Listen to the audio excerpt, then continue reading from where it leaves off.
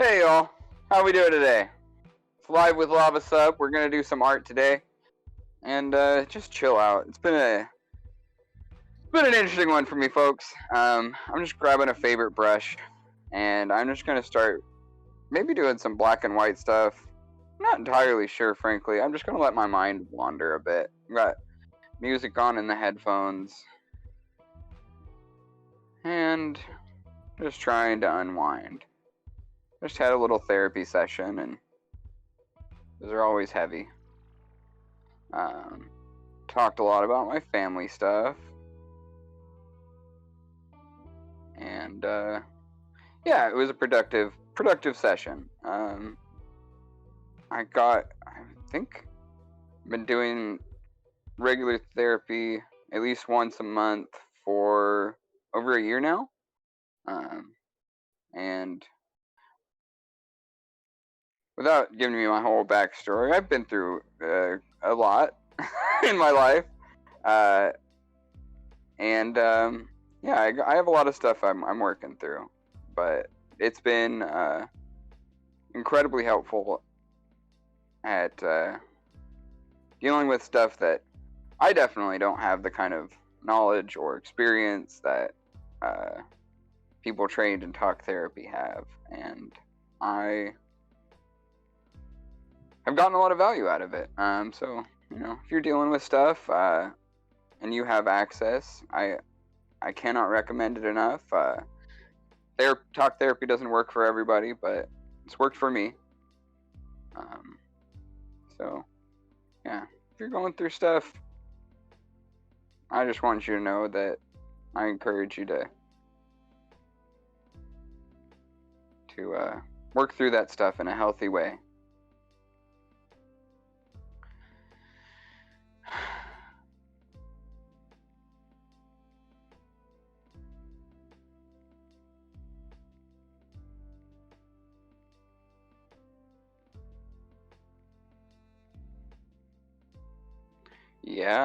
Yeah. Sorry, can they hear you out there, Sam? So it's Sam brings up an interesting point. I have been doing that art has been my therapy for most of my life. I started acting when I was 3, I think. I did my first like stage performances with a church that I was in, and my mom and my dad, my family noticed that I took a big interest in it, and so they put me and my sisters in a local community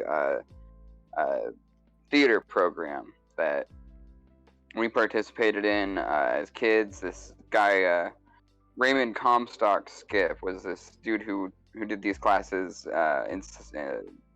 yeah, I think he was Australian, man, and yeah, it gave us an interesting foundation. We did a lot of stuff in masks, and he was a very eccentric dude, but yeah, it was my introduction into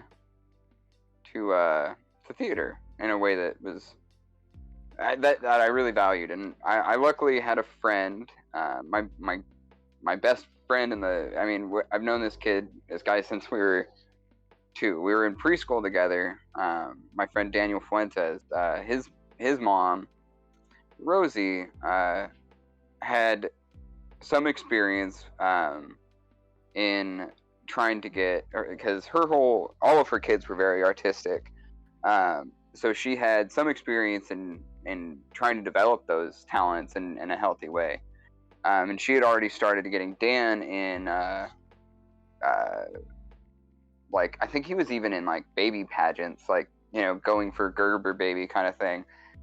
I think he actually won one. I can't remember. Either way, Dan was like involved in entertainment at a very, very young age. And Rosie informed my mom on how we could try and like start getting me into stuff. We had some like, I can't remember what they were called, but ultimately they were like showcases for trying to get talent agents and things like that. We did a lot of those in Sonoma County.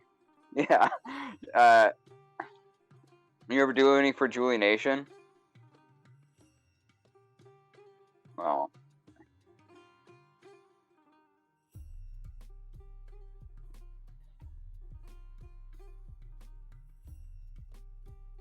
Oh wow, yeah, that's awesome. That I was mostly trying to do film stuff. I got to audition for a lot of really weird stuff. Like I auditioned for The Fan, the Wesley Snipes Robert De Niro picture about baseball.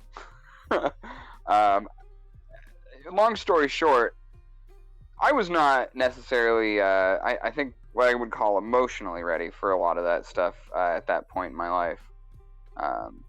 Delete your art. I'm going to delete this and start over. Start something else. It was okay. I just, Lone Mountain, I don't know. Might try and do something a little bit different. Maybe we'll throw some color into this one.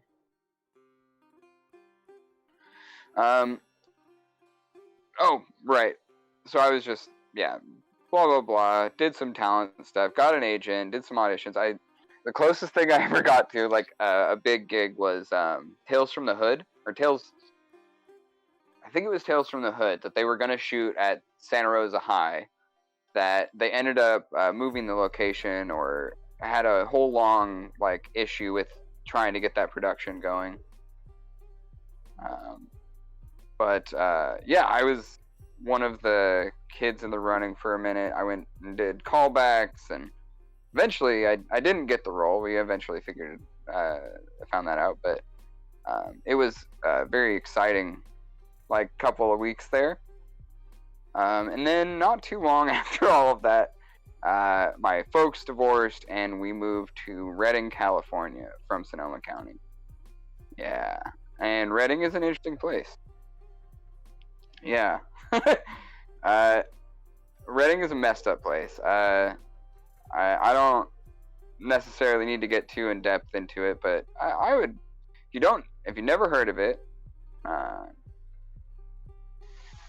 Redding is a very conservative enclave in Northern California near the border of Oregon, and there's a lot of very troubling I don't even know how to put this in a sensitive way. Basically, there's a weird cult that has control financially of most of the town, and what is not controlled by that is by and large gatekept and often in institutional ways by white supremacy. Redding has a pretty troubling relationship with white supremacy that's gone back for a very long time. You're more than available to look at a lot of that.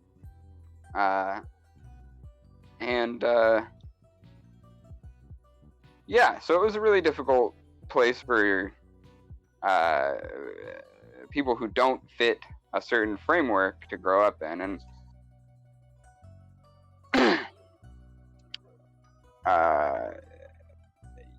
so I didn't have a great experience with growing up in Redding. It was a very difficult place, but eventually, especially because I had all of those kind of artistic outlets that I had been that were available to me kind of taken away.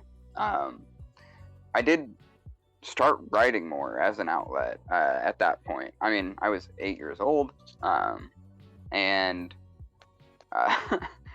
I don't have any of that poetry, because by and large what it was either fiction or poetry, but mostly poetry. Was all love poetry, because basically as soon as I moved to Redding, I started trying to get into romantic relationships with people. I think as part of like the difficulty of losing my parents' relationship is like the kind of foundational one that I understood in my life. So fourth grade, I got my first like quote unquote girlfriend, and God, I said I wasn't going to do a whole life story. I forgot my point though, so I'm just like rambling now. But yeah, ultimately it was like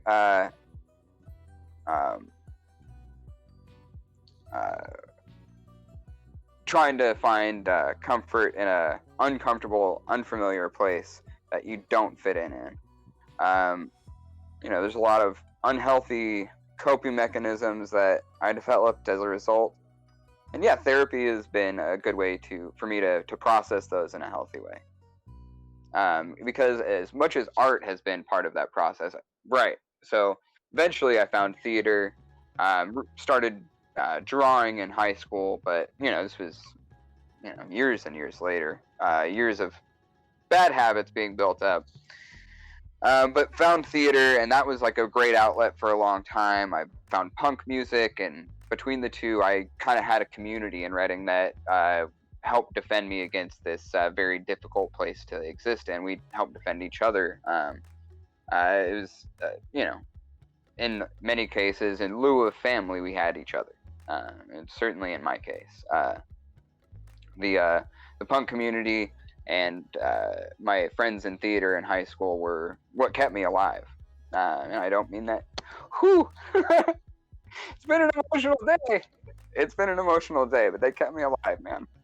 They really did. I know.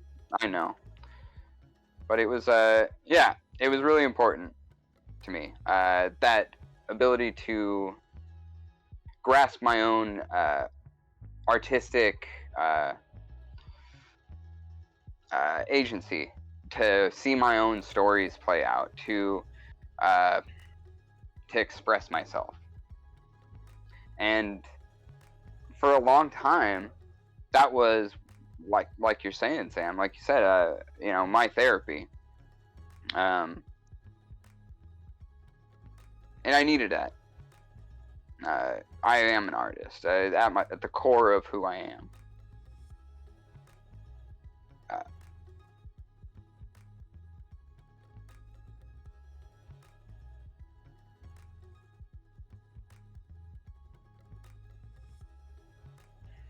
You're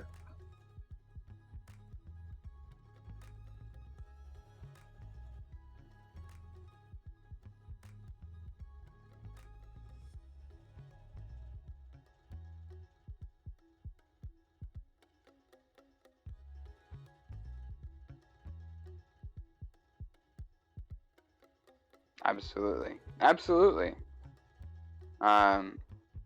You know, there's so many barriers for most people to feel like they're allowed to create, like they're allowed to be adults and use their imagination like they did when they were children, or find that approximate that brings you joy, you know.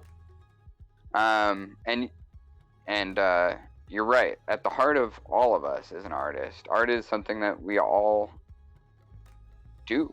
I was thinking about how there's this argument around.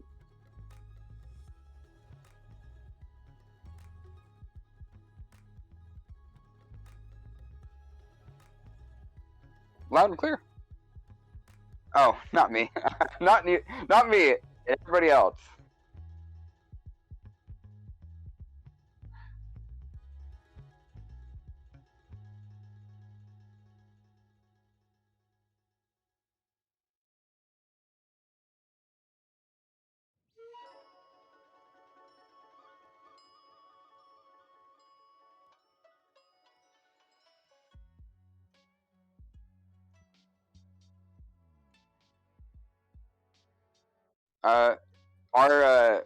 My good friend Samantha is asking if y'all can hear her. Is anybody? Are we having a volume issue? I just wanted to check in, everybody.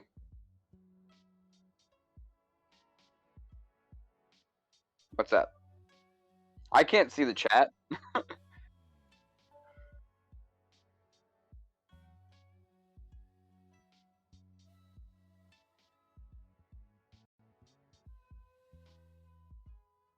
All right. Sam's doing a mic check.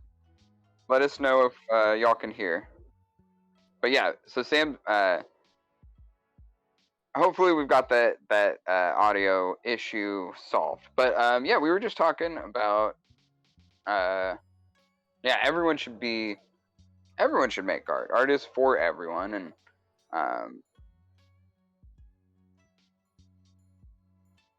and artistic expression is just part of who we are.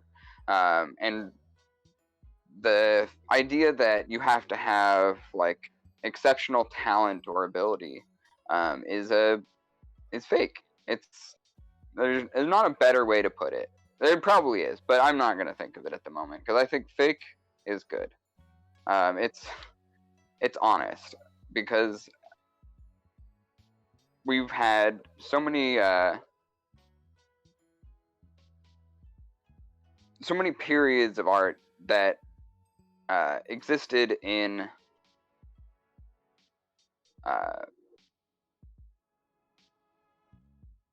that offered absolutes. You know, this is the objective standard for what we consider art. This aesthetic, this form, etc. Even as far as what you're saying with your art. Oftentimes, people are kept from having a public voice because what they're saying is calling out the idea that everything is fine, that the status quo is good. And punk rock was a absolutely foundational part of teaching me that is wrong.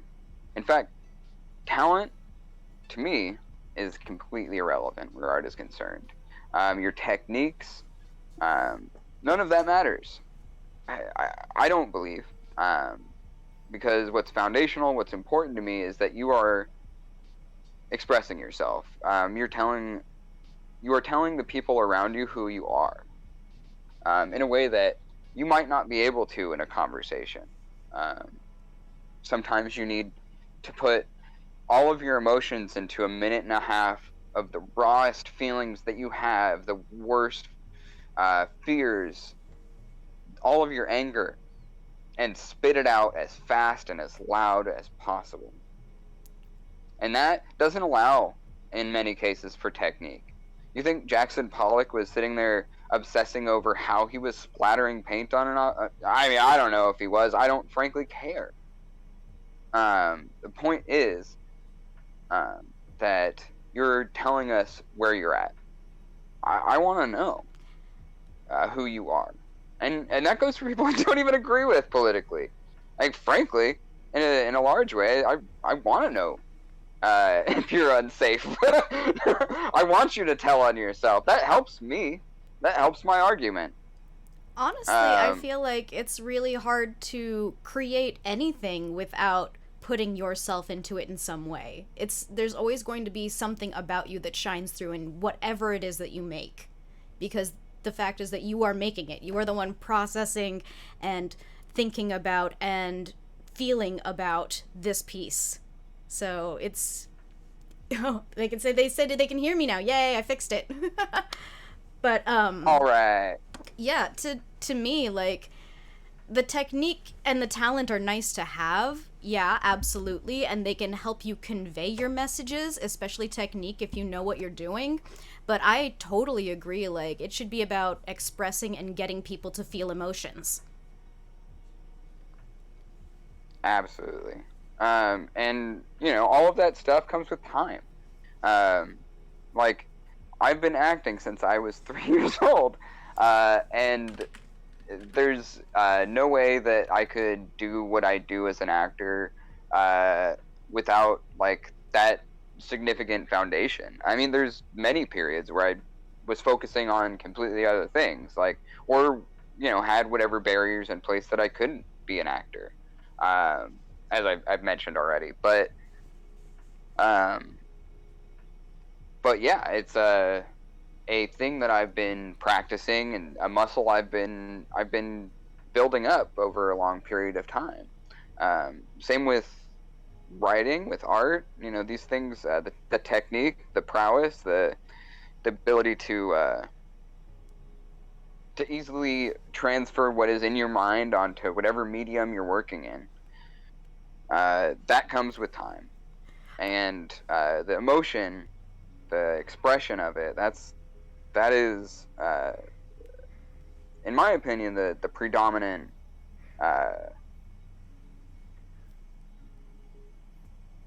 reason for doing it, you know? I'm sorry, I just realized you didn't start over. It looked like you did. No, I basically did. I started over, and now I've started over again. I'm just, it's not necessarily starting over. I just, this was done. I could put more effort into it, but, I don't want to. And that's valid. So, I wanted to do something black on white, or white on black. See how that comes out. It's just kind of an art exploration kind of day.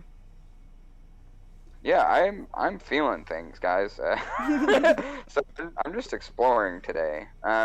Exactly kind of like what we're talking about. And in fact, like the conversation aspect of it, has been helping immensely. I like that you just had like a discovery moment. Yeah. I just kind of made a couple of marks, and those marks are going to become more marks. Is it a horse? A Jacob horse, maybe. Jacob.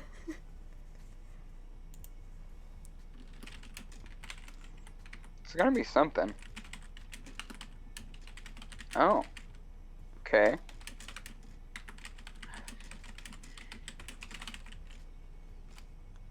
Don't mind my clickety-clackety noises. I'm just responding in chat because I don't want to interrupt if you're saying anything because you are so eloquent. Oh, gosh. A bitch do try. That's true. And sometimes language is hard. Especially English.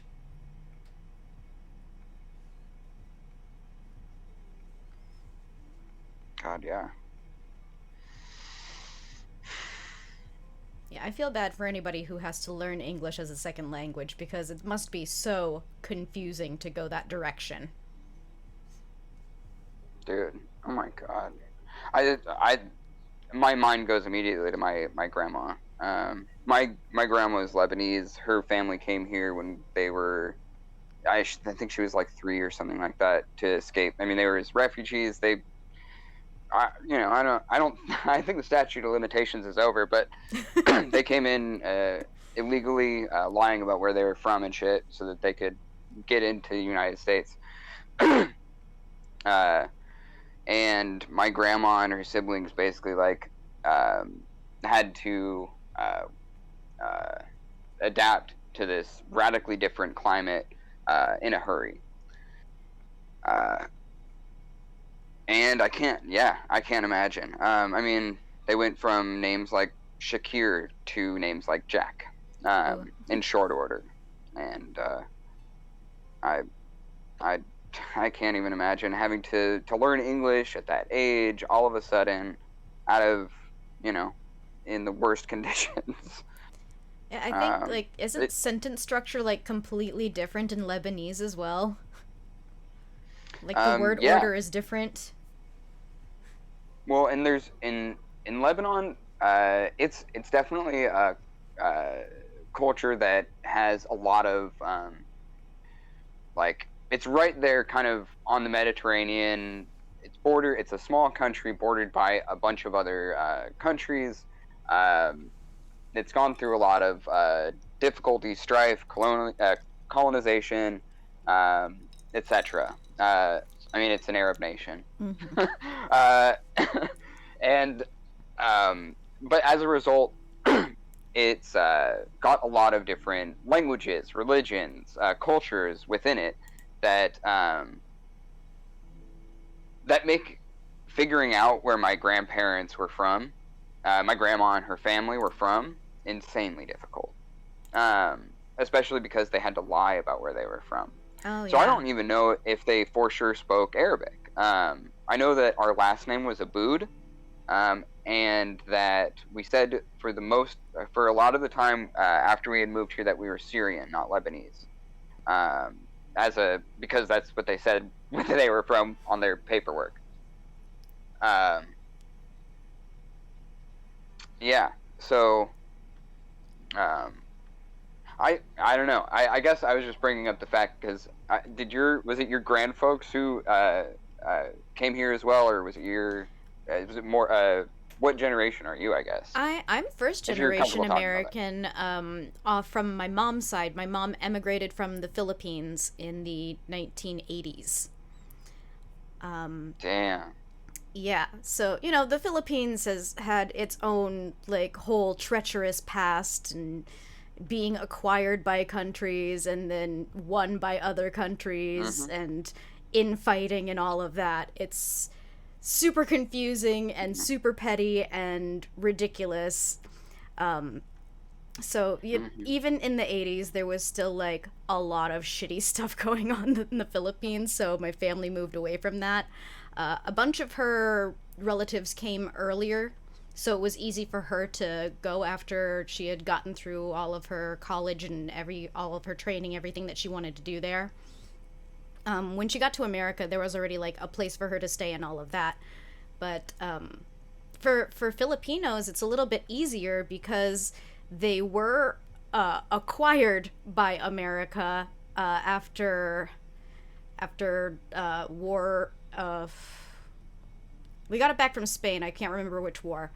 But basically, they started modeling their government on American government, and part of the educational system was that the children learn English. So from a very early age already, my mom was speaking English. Not great English, because, some things get lost in translation. Giraffe might become giraffe, or hippopotamus might become hippopotamus. But there's a little bit of a barrier, but not nearly as bad. Thanks, America. Yeah. Well, yeah, like I said, my grandma's family had to adapt really quickly, and so, like, even none of her siblings that I ever met had any. Could you even detect an accent in? Like, they were, like, fully, what's the word I'm looking for? Not acclimated, integrated. Yeah, ultimately, to, like, American culture, by the time I came around. My dad was an old dad. He had me at 40, maybe older. I can't quite remember. I think it was 40. 45? Wow. Well, he had me. Those born male can keep progeniting for however long. Yeah, I mean, my brother was born when he was 50, so, I mean, we had an old dad. And so, making this even more complicated, his mom was an old mom. She didn't have him, and he was an only child. She didn't have him until she was, I think, in her 30s? She was born in 1908. Oh, wow. So, I'm second generation, but, like, 100 years. Second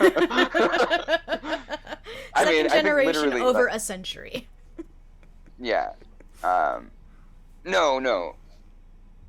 I think it was one of her older siblings was 08. I think she was born... I'm trying to do the math, but I'm really bad at it. Either way. It was, she was quite old by the time I was born. Her family, it was mostly like, I think, she came from a fairly large family, and it was mostly just her and her sisters that were surviving by the time I was born.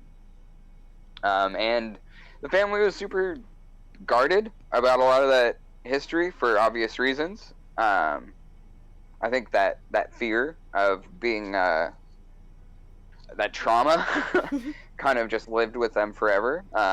They weren't necessarily ever given the time to negotiate that, you know? Yeah, it was kind Sadly. of like just dive in, learn to swim. Yeah. So,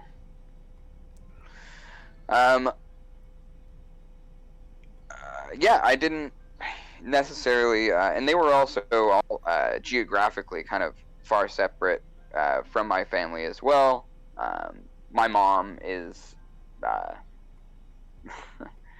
my mom's white, and her family was all very nearby.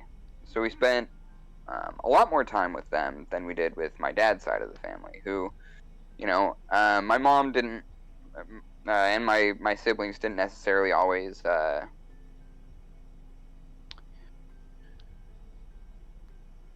How do I put this sensitively? Didn't always see as family in a similar way that I did. So I didn't necessarily always get to have a great relationship, close relationship with a lot of those people. So making my ability to understand where they came from, where I come from, even more difficult. Mm-hmm. And yeah, as a result, I guess what I'm trying to say is that there's a lot of the history, the culture that, for one of many reasons, I don't even necessarily get the whole perspective on. No, I might never. I completely understand. It was the exact opposite for me. My dad is white, and his family is clear across the United States and North Carolina. And my mom's family was the family that was close by, and we spent a lot of time with those relatives. However, they mostly spoke Tagalog, and I was brought up to be American, because I'm first generation American. So I was never really taught Tagalog, just a few tiny things here and there so I could be respectful. But I didn't get a lot of the Philippine history. I didn't get a lot of the tradition and culture until much later in my life when I started seeking it out. Just because, like, the whole idea of, like, getting to this country and, trying to do your best to be the American citizen that is the model citizen, and then we get into the area of, like, the bad positive stereotypes of Asians being hard workers and all of that. So, like, there was a lot of pressure to perform the correct way. So, yeah, it caused a big disconnect. So I also grew up not really knowing much about my Filipino roots. Yeah. Yeah. It's rough, dude. Like,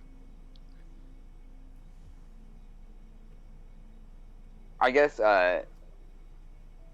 like, it's cool that you were able to have that, like, did y'all eat a lot of, like, Filipino food when y'all got together and stuff like that? Oh, because that was big for me. When we would go and visit that side of the family, they would have, like, all of this really cool Arab food that I would have never been introduced to otherwise. Lebanese food is really good, too.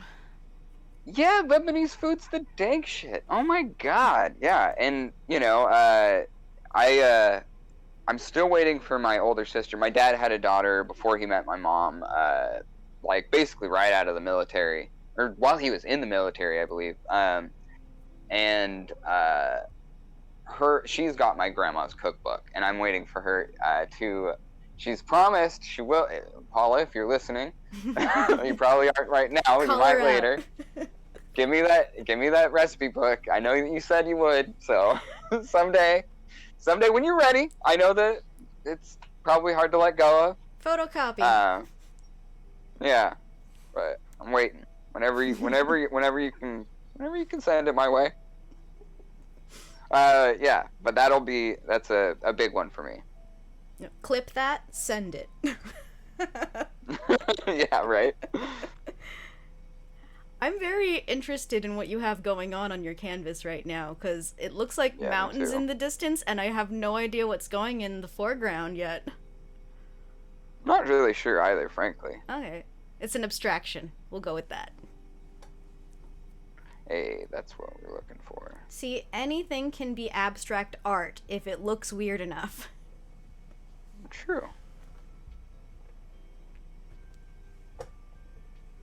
I mean, a little art history discussion. There's a whole subsection of art that was just dedicated to making fun of how art can be anything. And are you familiar with Dadaism? Oh my god. Yes. Very much so. It was one of my favorite things in my art history class to learn about because it's so ridiculous. Yeah. I have an interesting story for that. I think I was just telling somebody about this. I don't remember who. Might have been you, frankly. But when I was younger, I worked at a Toyota dealership. I eventually worked my way into the service department and started working as like I would help set up appointments and things like that for the service department, and try and I was supposed to sell parts and whatnot, all that good stuff. Okay. I was really, really bad at that job. Not only was I this was before I hit rock bottom, but I was fully alcoholic, just drinking every day, especially with this high pressure job. I was I was abusing a lot of substances, but point is that I was also drinking every day. I was drinking 2 or 3 Red Bulls. My stomach felt like garbage all of the time, just wrapped in knots, and I was not handling it well. I thought this was what I was supposed to be doing. I'm an actor. I can sell things. I'm personable. I'm charismatic. I know how to talk. All that shit. I thought this was supposed to be something that I would be good at, but I was not. And it caused me an insane amount of stress and pressure that I didn't know how to deal with. So I was dealing with it in really unhealthy ways. And at a certain point, it was, I think, during one of the slow seasons, I eventually, I kind of cracked.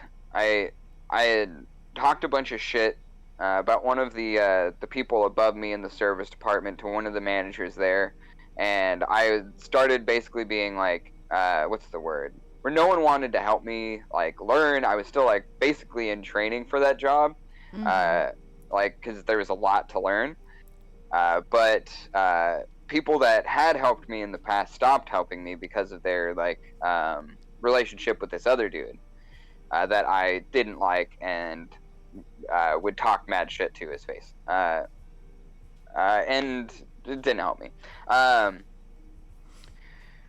So yeah, I stopped getting helped, and it was slow. So a lot of the time, what I would do, I just started one day. I was just sitting there, jacked on caffeine out of my friggin' gourd. I think it was probably started on break, but went basically the entire rest of the day. I just did my own little. What is art? I had no real. I had started drawing a little bit around this time. I had drawn a little bit before in my life and gone through periods where I picked it up and put it down. And I started drawing again to try and relieve some of this pressure. But I realized I didn't know anything about art. I didn't know anything about its history, who was an artist before me other than cartooning. So I started looking into Frank Frazetta and pop art that I would have been able to connect with. People who did covers of movie posters and comic books and things like that. But especially in America's past, Creepy Comics and Wally Wood and Sidney Bonestill and artists like that. And that led me to go back a little bit further. I started getting into abstract, American, modern art kind of stuff. Yeah. That eventually led me to Francis Bacon, whose work I became obsessed with. Francis Bacon led me to Francisco Goya and Caravaggio and like I started just rapidly hitting all of these big artists in art history, getting really focused on certain periods like Futurism and Dada and uh, Expressionism uh, and things that really tended to pull me in were really graphic, really emotional pieces.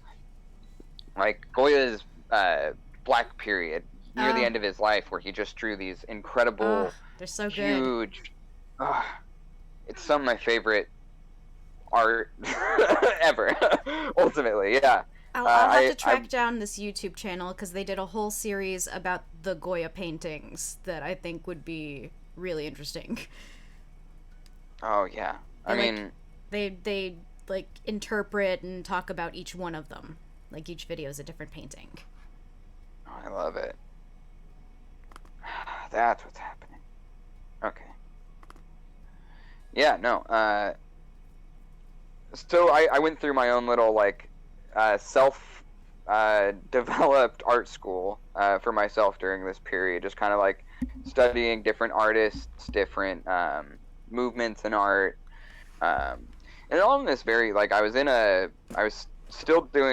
doing punk bands at this point, like basically all of the time, in one band or another, and so it was all kind of framed through that perspective, and that's when I started like picking up painting. I met Kat, my partner, shortly thereafter, who is an incredible artist. Definitely check their work out at Into the Cat Eye on social media, wherever you go.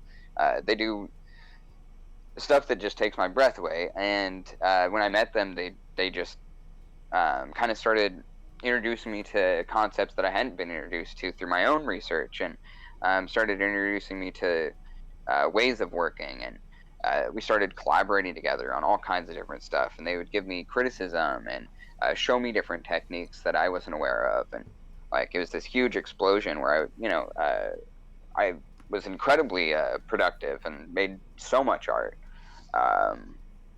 Just like trial by error, really. Trial by fire. In a lot of ways, yeah. But yeah. You know, sometimes that's the better way to learn because it's organic and it comes from interest. That's one of the things I resented about the public school system is they force you to learn things that are one, not helpful in real life, and two, are not of your interests. That's so funny. Oh yeah. I don't even know if I can actually even show you what I'm listening to, but like literally the punk song in my earphones is talking about like essentially that same conflict. Timing. Yeah. Anyway, but yeah, so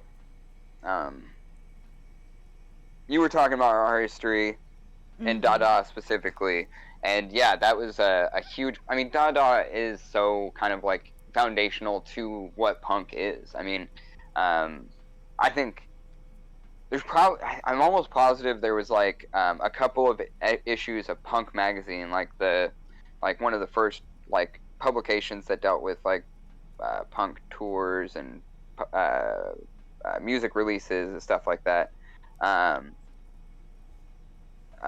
I think they did like write-ups about Dada and how it was like punk and how it like influenced the creation of what we see as like punk flyers. It's its own art movement, really, if you think about it. There's plenty of modern artists that or working modern artists that came from that started with flyer art for their friend's punk band or their own punk band. Yeah, I guess I'm one of those. But yeah, even like the way that a lot of Dada compositions involved or incorporated collage and lettering, direct, explicit like messages.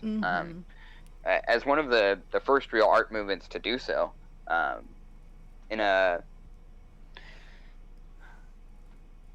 especially in a way that wouldn't have been accepted into any aesthetic principles that had existed in the art world up to that point.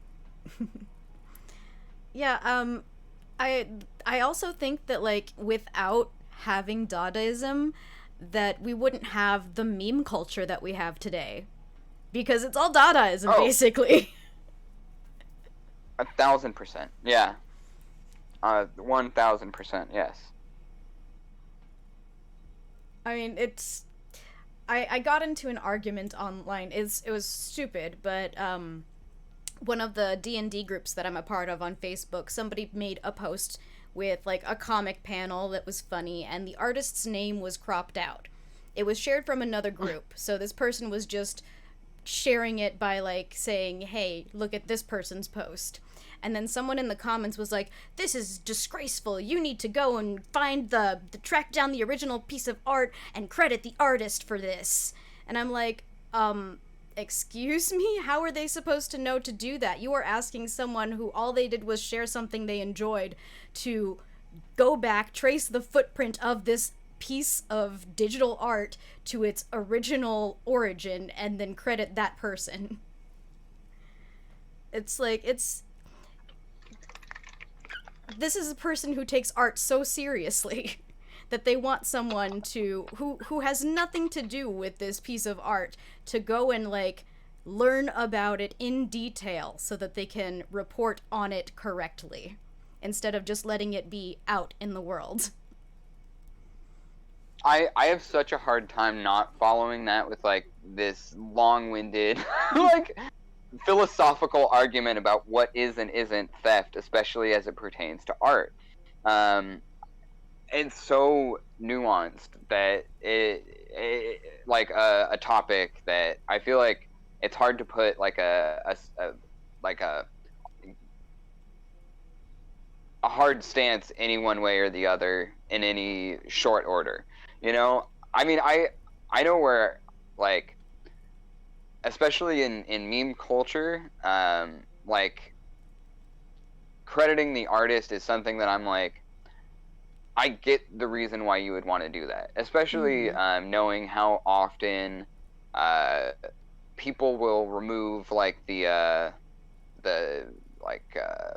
watermark, watermark of the original artist, and things like that, where, you know, they're essentially profiting off of another artist's labor. Yeah, now that's totally shady.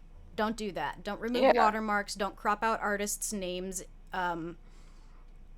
My stance, though, is if you're not trying to claim it as your own and you're just sharing it as a, like, hey, look at this thing that I like, that shouldn't be considered theft. Yeah. I mean, I guess all I'm saying is the onus is not on the person sharing the art from another like, if it's a third-party share, like, there's another person in between that originally shared it, the onus is not on the third person to go back and trace the artist. Right. I mean, I have done that. I'm not kidding. Well, you are an incredible person in the exception. I mean, but in that it's something that, exactly, it's an exception, not the rule, that it's even possible to do that. Actually tracking down the original art that exists in a meme is damn near impossible, considering how often they're shared around. Even if a watermark isn't removed, a lot of the time there's like 6 different watermarks on something, because it's been copy-pasted, and modified this way, modified that way so many times, with so many people either adding their watermark to the piece, maybe in some cases not even realizing there was another watermark before theirs. So it's just I think that it's an interesting philosophical, like, conversation, because it's like, yeah, I don't I can't like, say that it's ethically, like, something somebody should ever feel responsible to doing. Like, in the case of, like, where did this originally come from as someone sharing a meme? Like, how do I properly credit this meme? that is an exercise in, I don't want to say a waste of time, but oftentimes completely a fruitless search, with no real way to determine origin. So yeah, it's not like, considering it's a monopolization of time to be able to actually do things like that, to research a meme like that. But it does make me think about like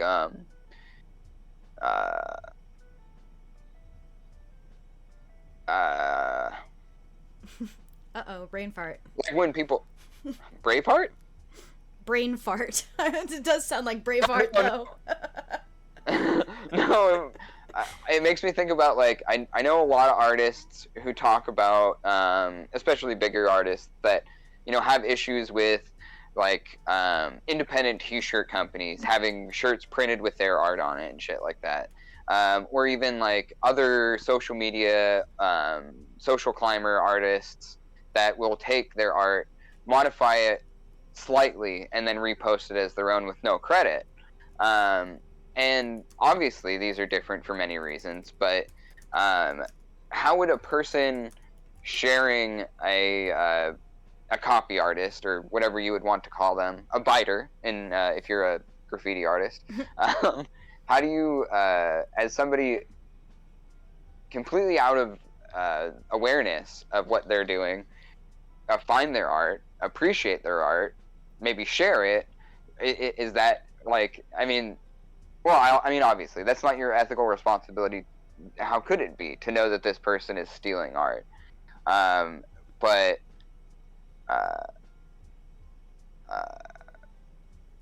like, how do you handle, if you've been following them for a year or two, how do you handle the accusation that they stole a large portion of what they do? Do you find yourself getting defensive? Well, why? You know what I mean? Like, I think a good example of this is the Inktober dude, and how a lot of people, when they found out that the idea was not wholly his own, reacted, maybe in a lot of cases overreacted, but by and large definitely hurt that guy's reputation, and for, like, good reason. I'm not going to participate in Inktober again. I don't think that, you know, I think that guy's going to be fine, is what I mean. Like, I don't think my non-participation in his social media, his successful, still, social media event, is going to hurt him in the long run, you know? Because I'm not a big fan of the idea that, like, every person who's ever done anything wrong should be banned from public appearances for the rest of their life, you know?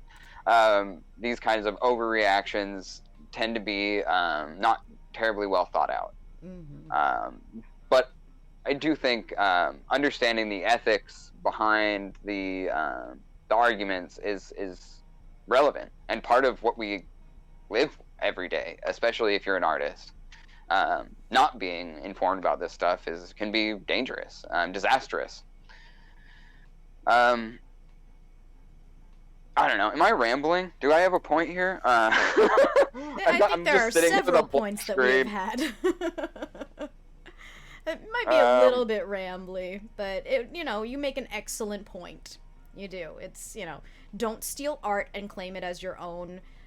If you are able to credit the artist, try to do so, because for artists, visibility is super important. We don't mind you sharing our stuff as long as people can find us after that. But, you know, there is a moral gray area that sits somewhere in there, and it is super uneasy, and navigating it is difficult, and it really does come down to, like, personal views and what you are willing to do and to what extent. Totally. And yeah, there have definitely been times where I have had to advise people against using particular images on their websites and print media, because it would have been directly stealing the work of other artists. Like, to those people using the Disney font, probably don't do that. That font is copywritten. It is trademarked. The Star Wars font, don't use it. Disney will come for you. Oh, yeah. And they have better lawyers than you can even imagine. I'm pretty sure they just grow them. Yeah. They have like a little lawyer farm. I don't think that's far from the truth. I mean, we know Disney has, like, you know, its own kind of like institutionalized animation school in Cal Arts. Most of the artists that go from there, you know, they move on into working for Disney at a fairly decent percentage rate, in one capacity or the other. So, yeah, it wouldn't necessarily be logical to assume that they would do the exact same thing with their legal defense team. I mean, we definitely know they have the capital, and they use that capital politically often. They probably shouldn't, but they do.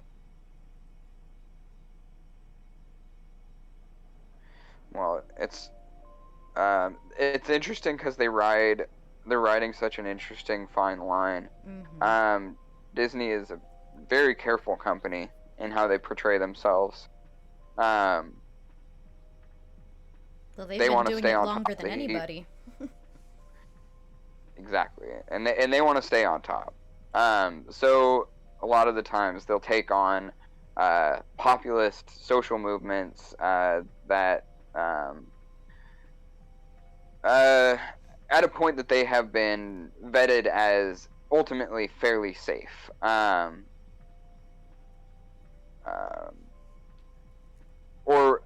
But occasionally this works out not quite in their favor, as we saw with the recent developments with Florida.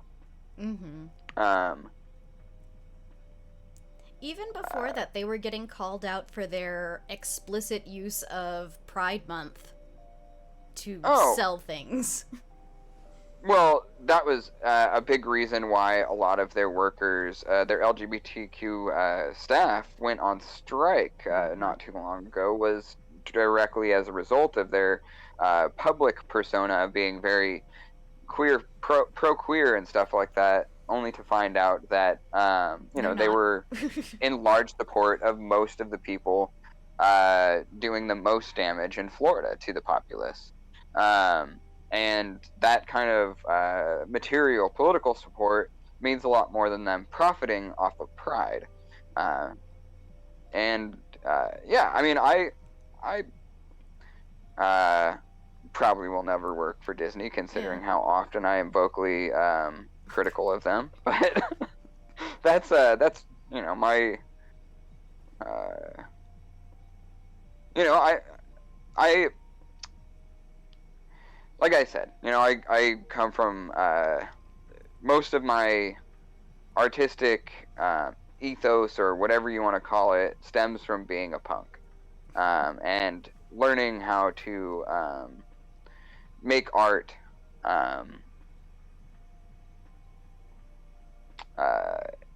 in a radical sense, wanting to make art to shake up the status quo, to drive out the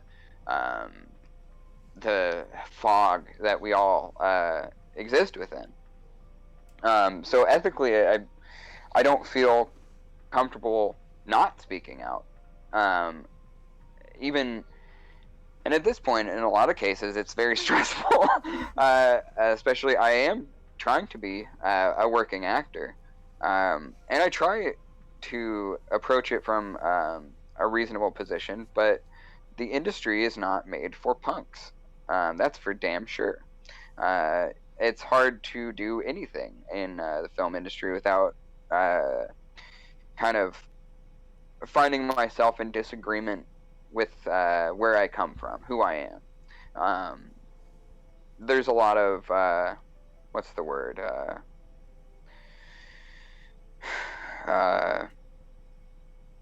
Not considerations.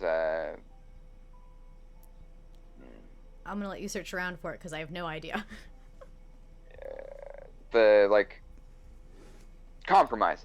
There's a lot of compromises that I mean, there's a lot of compromises that I made to be an actor, to get to kind of even where I am right now, which is frankly not super far. But I mean, I think, and that's kind of where I find myself now, is at this like place where, I don't want to submit to 30 different commercial jobs every day that are for companies that are destroying the planet.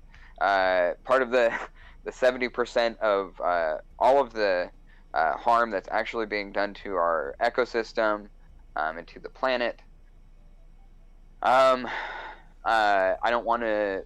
I want to make them money, and I don't want to pay money to be on those sites to potentially get those jobs. It's this absurd cycle, and and being someone like myself, or people who are fairly have ultimately been people like I'll just be more general. People like myself that makes it more difficult for you to find agencies that want to represent you, because you're more difficult than someone with no ethics, that's for sure, and there's no shortage of people like that. Yep. So yeah, that's a predicament that I ultimately have decided isn't necessarily worth like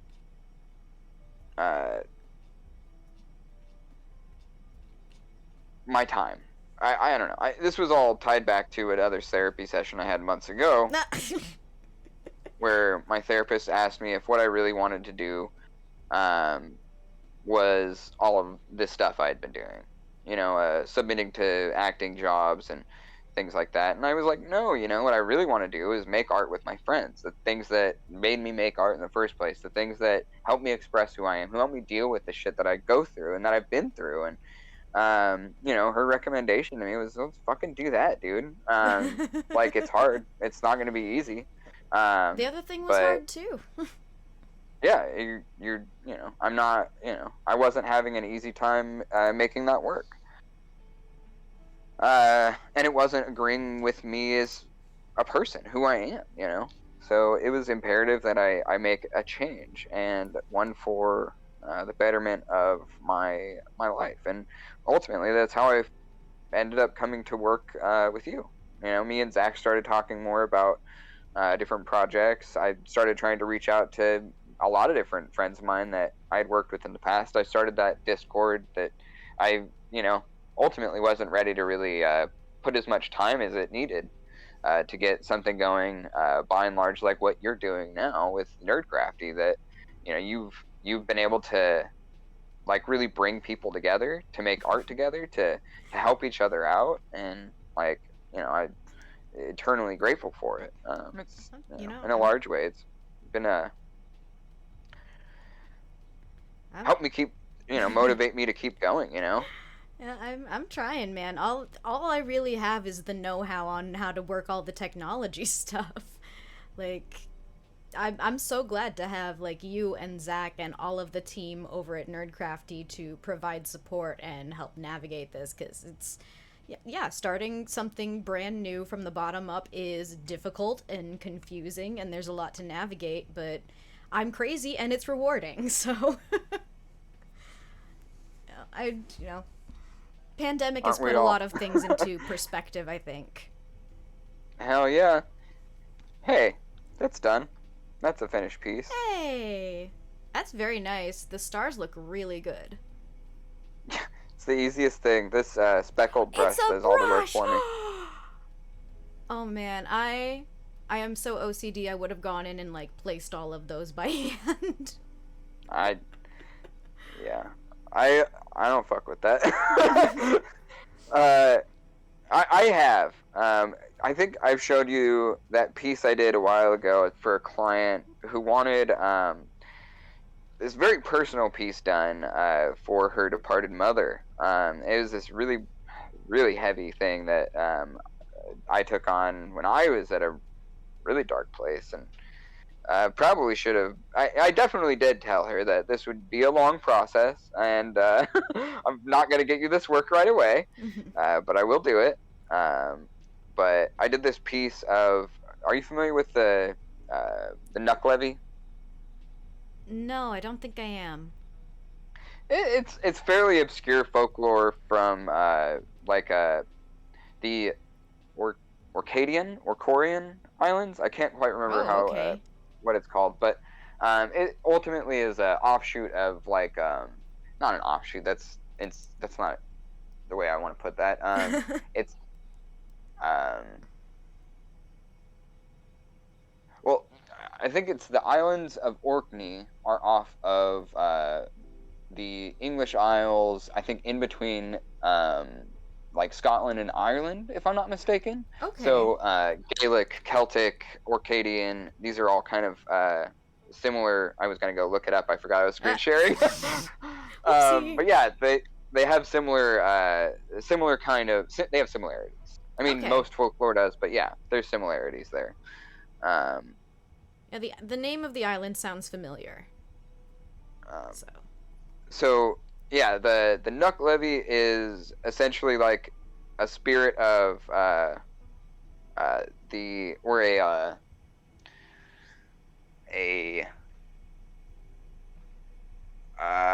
almost like more like a demon that controls the winter storms. Oh. This Cool. this embodiment. Thank you. That's what I'm trying to say. An embodiment of the harsh winter climates, famine, pestilence, drought, things like that are kind of like the aspect of this character. What's interesting is she's the Nuck Levy is they are one half of a deity or a character in folklore that the other end is like the oh dang, it's been a minute since I did all this research, so I'm sorry it's a little foggy. But it's like essentially the aspect of spring, new life, things like that. Okay. And it's like they're a dual deity. They're constantly at war with itself. I was actually going to talk about this in the Sorsha episode, but I don't think I remembered to do that. Oh, whoopsie. But yeah, there's this duality to it, and so I did this piece of the Nuck Levy standing on the ocean, based on this client's desire to have her mother on a beach as like kind of a complicated figure in her life. The beach was a reference to this beach that they would ride horses to. And she told me this story of this. They would ride their horses along the beach until they got to this glass beach where they would kind of like settle. And there would be all this multicolored glass just surrounding them, and it was this beautiful kind of thing for them to do, this tradition they had built up. And that glass beach became weeks of work. I decided I was going to do each of the rocks on the beach individually. Oh, wow. Yeah. That's a lot of rendering. Was it like shaded and everything too? Yeah. Wow. I spent months and months working on it. I spent a year on this piece. Granted, a lot of those periods were periods of inactivity where I was just depressed and was not working on it. It was a really difficult year. I think I got that commission right at the beginning of the pandemic. Or it was October. I remember I got it in October, and then I finished it a year later in October. So, yeah, it was. Yeah, it was months of just that because I'd finished the figure, the Nuck Levy, fairly early on, I had finished the kind of like the water, the aspect of the, the worked out all the placements of everything, and basically had finished most of it. All I had left was this glass beach that I knew I wanted to put a lot of time into because it was so significant. And yeah, I mean, I wouldn't let myself quit.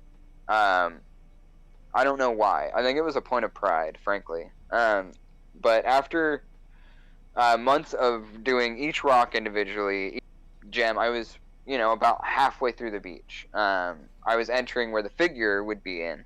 And I was using a reference for this glass beach, and I realized that I would need to add in the shadow where the figure would be standing. I had to imagine that myself and figure out where the light source was and all that shit.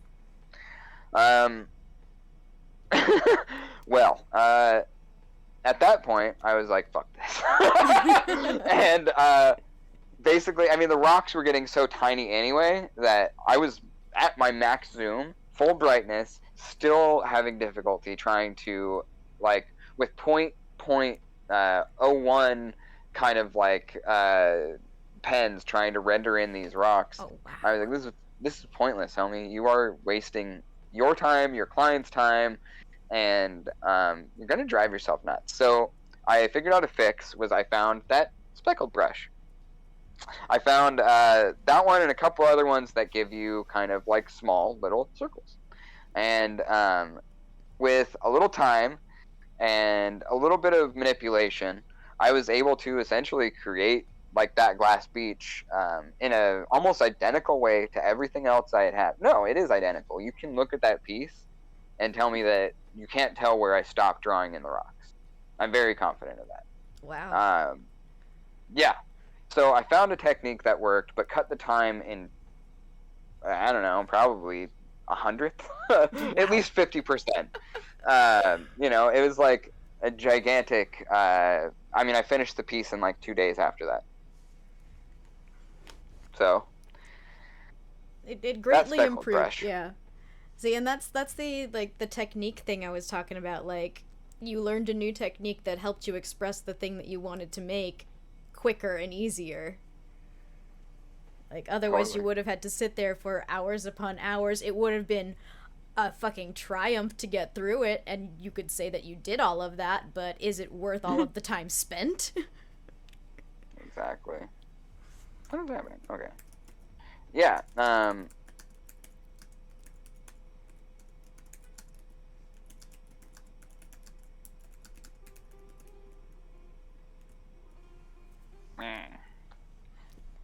I got my friend Kyle joining in the chat. Oh. I used to do theater with Hi. Kyle. Kyle is actually one of my oldest friends. He lived down the street from me, where we lived in Sonoma, and then we ended up doing some theater together through, like, one of those children theater groups that you were talking about. We did some musicals together. Oh, hell yeah. So, Kyle, we actually, we lived down the street from each other. We were in the same, independent study program in high school for, I think maybe a year. Kyle, call me out on that if I'm wrong. But then Kyle moved to Weed, California. Oh, damn. Yeah, and I didn't see him again until we were both going to the same ITT Tech in Rancho Cordova. Damn. And that that's was wild. 5-6 years later, something like that. And we were in the same program there. We were both in graphic design and visual communications. And I think Kyle might have gone on to do the game design program. I can't remember. But, Kyle, are you still working art stuff? I'll wait for the delay. Anyway, you can get back to... I was just going to say, welcome to the chat, Kyle. Thanks for coming. Good to have old friends along for the ride, right? Mm-hmm. Yeah. Okay, so he says it was less than a year before he moved to Weed, because he got 3 months of the drama class, and then went to the Weed drama class, and he says that it was not fantastic. Oh. Weed is kind of up near Reading, isn't it? It's It is. yeah. It's not like mad close, but it's not like, I think it's like a couple hours at most. Yeah, that's closer than I ever was to Weed, California. And very similar vibes too, if I'm not mistaken. A pretty conservative town. Yep. Okay, so Kyle's mostly doing marketing and web development nowadays, but he did do the game design program, which I was only mildly curious about. Oh, he's a digital project manager. Well, we love having you in the stream, Kyle. Thank you for joining us today. I really do appreciate it. Every view helps, especially since it's a brand new, well, not really a brand new channel, but the actual broadcasting is brand new. Yeah, I mean, grand scheme of things, very new experience for all of us. I'm digging what's going on with all of these circles. Thank you. Like I said, I'm just kind of letting my mind wander today. So I'm sorry if it's not consistent in any by any stretch of the imagination, but I'm having fun, and I hope you are. It reminds me a lot of, like, 60s pop art. I think mostly because of the colors. Yeah. I can see it. I can see it. Kyle says he's feeling a mandala coming along. It does also have that feel to it. Oh, actually, you know what's really fun? I mean, they're not paying me or anything, so I probably shouldn't hype them up, but the app that I use for this is actually really helpful, kind of coming up for stuff like that. It has this really simple but very fun symmetry tool. I think most art apps at this point do, but yeah, I think it's a great idea. I might as well just jump right into doing something like that. Oh, whoa, I have a lot of fun with cool. those. Yeah. So yeah, you can change up the sections. You can do vertical, you can do horizontal, you can do X, Y. Yeah. Changes like, 2 through 16 sections. Kyle would like to know what this app is called. Autodesk Sketchbook. I work on my phone, Kyle, so it's like mad approachable. I started physical art and digital I've been doing for about 2 years now. No. I've been doing digital for like 3 to 5 years, depending on how you want to look at it. But Autodesk I picked up about 3 years ago. And it is super easy to learn. Yeah, if you've never done digital art before, it's like a really good introductory program. Doesn't have everything you might want, but it does a lot of a little, or a little of a lot. Yeah, Autodesk has a lot of really good programs. I learned how to 3D model using Autodesk, so. Oh, really? Yeah, I did like a lot of inanimate objects at first because those were the assignments for the classes, but I got around to like doing some character modeling and rigging it at one point, and it was fairly easy to do. I mean, I don't think I would have wanted to learn it in one of the more complicated programs. That's fair. Oh, this is cool. Yeah. Actually, I wasn't intending to do this, but then I started putting the first couple dots on there, and there's a lot of lag for it.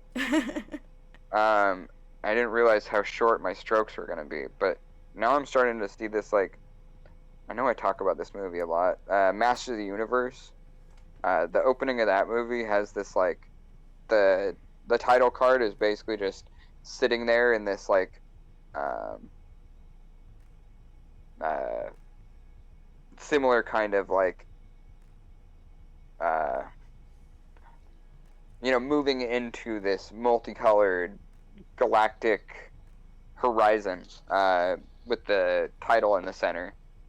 It's like confetti hyperspace. Vibe I'm giving myself. Yeah, totally. Like if they were ever gonna do like the Star Wars movies in Lego form completely, this is what I imagine when they jump to hyperspace. It's just confetti and glitter. I would love that. That's interesting. Okay.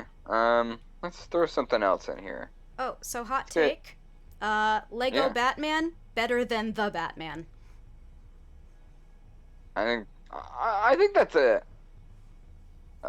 fair and may I say even a little bit based perspective on the subject.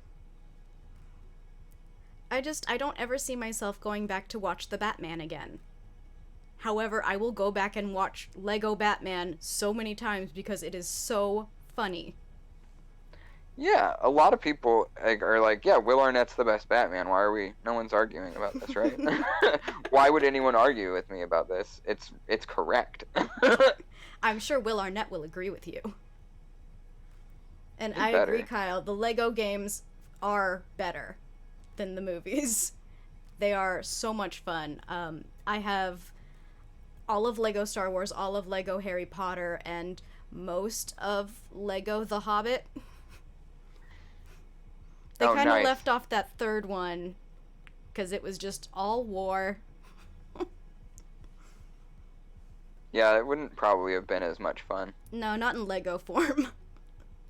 Although now I'm kind of imagining like a gruesome Lego battle and what that might be like.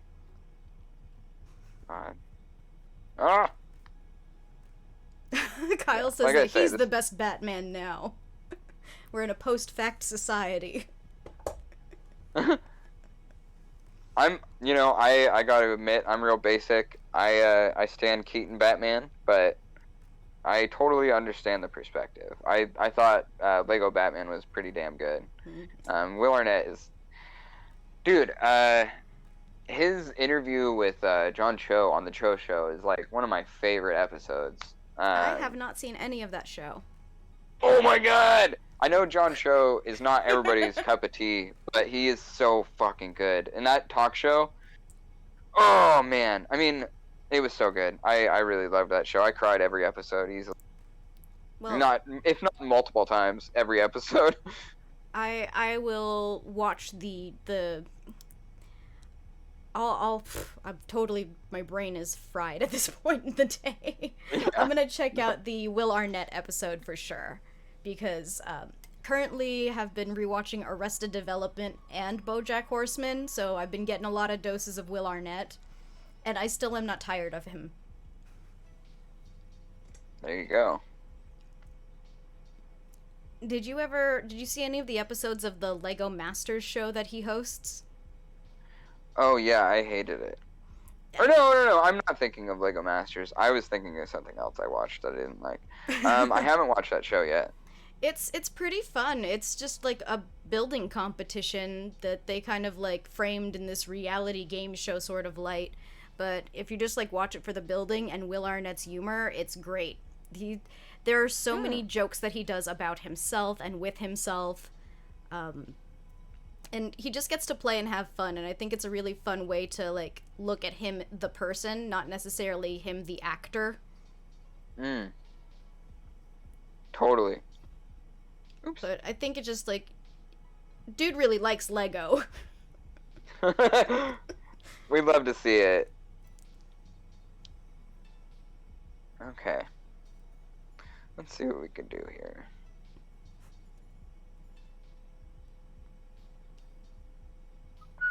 Now I'm getting kind of like eyeball vibes. Like crazy pupil with like all of the little specks of color in the iris. I can see it. In fact.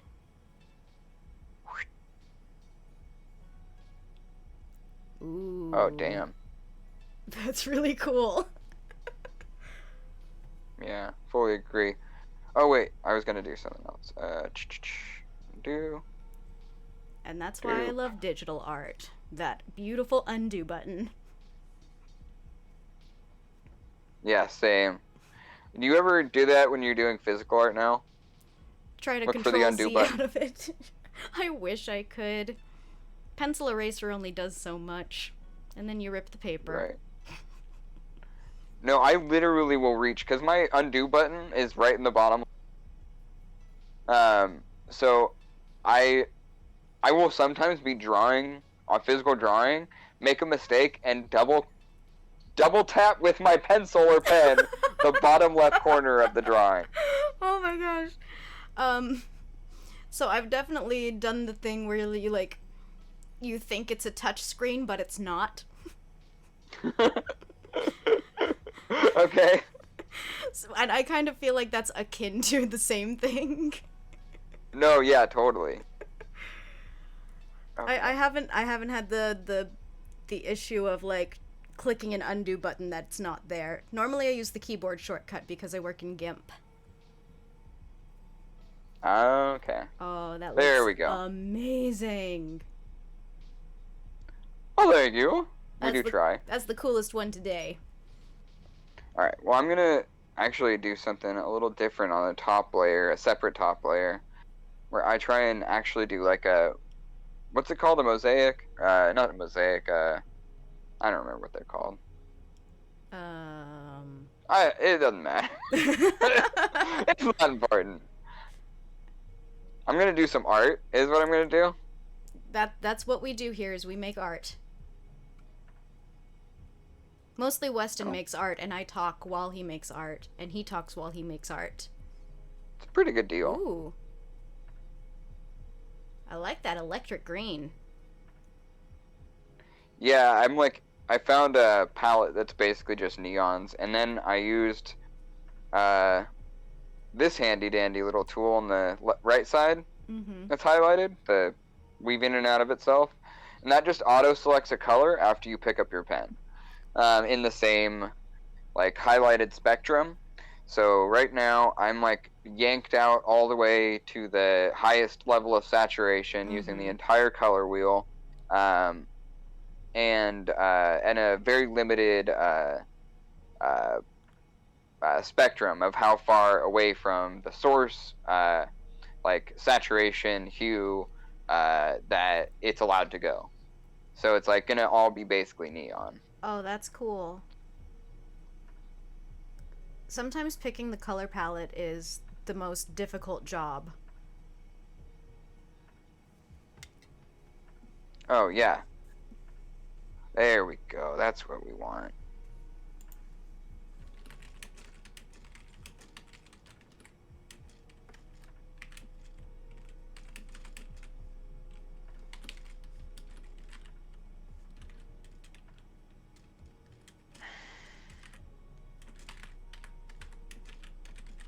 I'm gonna go a little darker now.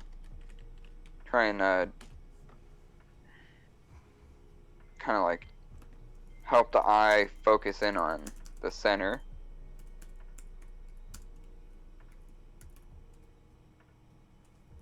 No, still not dark enough. Let's go a little deeper.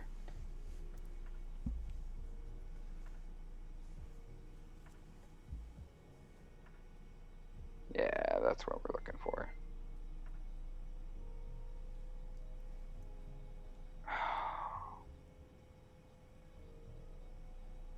I'm being drawn into the line work now.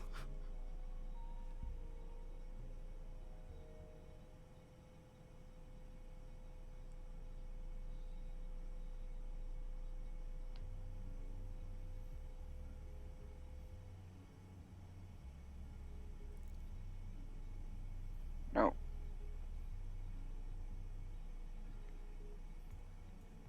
This straight up looks like video game box art now. All it needs is, like, the text title and the 3D lettering coming at you. And maybe a spaceship.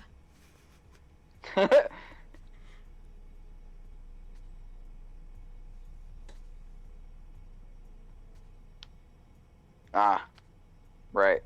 So part of the issue is if you don't go totally squared up with it, you're gonna end up with like these big areas where not everything, like you have to go back into a specific panel and finish it. You think you're done and suddenly you're not. Okay, I don't want to go this dark for that long. Like the song November Rain when you think it's over. But it's not. What's November Rain? It's a song from the 80s. And it's got that thing in the middle where it kind of like lulls down and like winds down and gets really quiet. And then you, like it just comes in strong again on another chorus. Okay. Yeah, so it's got like a fake out ending. Much like the Batman. Kyle says if you don't square it up, you're gonna have a bad time. Okay. Yeah, it's freaking true. Yeah. Oh, Okay. man. That's sick. That worked. I know so many people who go to raves who would wear this, like, on a t-shirt, on a hat, patterned for pants. No, totally. I'm already thinking of, like, can I make this a bandana? It's awesome. I wear a lot of bandanas. My hair is very curly. And they help not make me go insane. Let's see. We've got another half hour. Let's do another one. Let's start completely over again. So many layers. Yeah, that was like 6 deep. Wow. Okay, I know we only have a short amount of time, but it's still 30 minutes. I'm gonna go to the bathroom. Okay. Be right back. Okay, I will be right here, though. And Kyle, yeah, classical music does have a lot of places where the music does seem like it's going to end and then it doesn't. It was a source of much frustration for choir sometimes. But, yeah. Oh, now I don't know what to talk about. I am not currently working on any art at the moment. Last week I was working on a character piece, but I'm taking a slight break because I powered through this morning to finish a piece already. I know, it is a struggle being all by myself, Kyle. It's, you know, you're just talking into nothing with nothing to bounce back. I'm sure you know what this feels like. You've had shows as well. Oh, these days I'm making D&D dice. Nice. Resin pouring or wood carving? What kind of medium you working in for that? 3D print? Hey, don't call your shows flops. I liked Shapes Are Hard. Shapes Are Hard was a lot of fun. Ooh, resin pour. Nice. I dabbled a little bit with that and eventually figured out that it's a bit messy for my tastes. I also don't have a pressure pot, so I had a lot of bubbles in my pores, and makes for bad dice. But I got some fun ones out of it that are nice display pieces.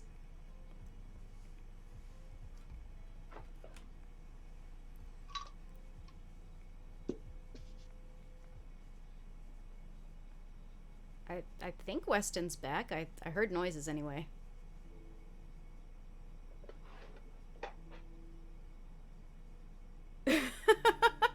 Really? One of your episodes got 750 views and you couldn't figure out why it got so many views?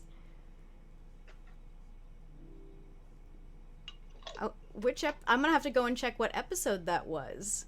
'Cause that's, like, crazy. That's a lot of views for an art stream show kind of thing. That isn't Drawfee, anyway. Those Drawfee guys got it on lockdown. Guys and gals, I should say.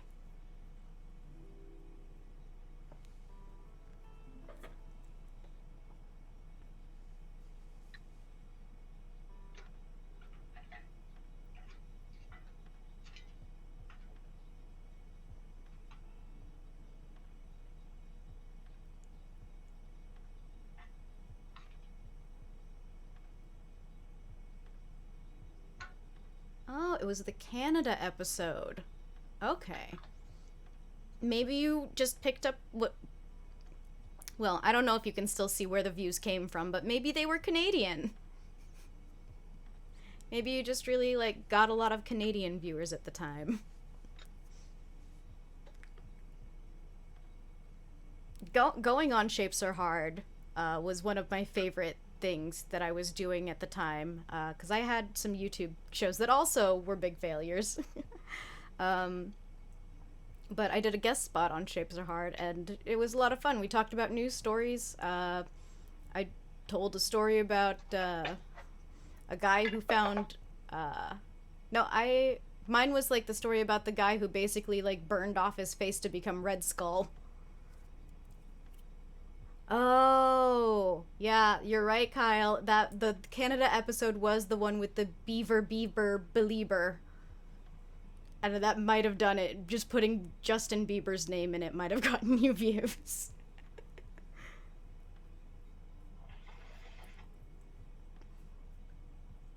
You can still, completely forgot all the drawings. That's understandable. I mean, they were like kind of sketch things. You do them and then you forget them. But for anyone listening on VOD or in the future, you can still check out all of the episodes of Shapes Are Hard on Dino Nuggets TV.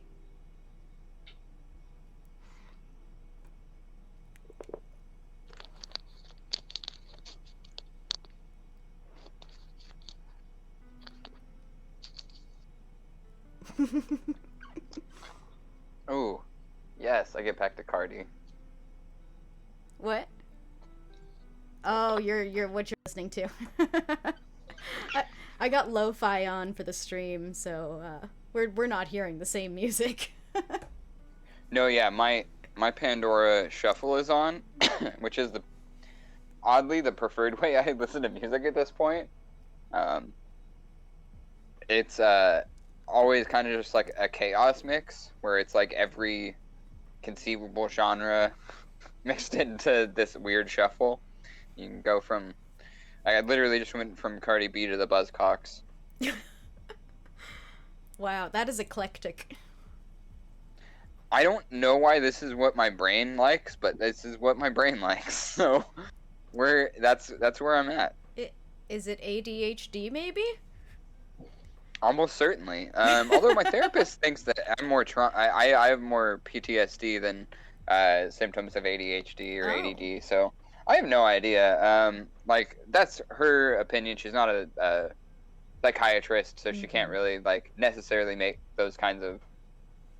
And especially like that was just her musing. I can't necessarily. I'm not using that as like a firm diagnosis. Although I can say that I have seen a lot of traumatic shit in my life. That's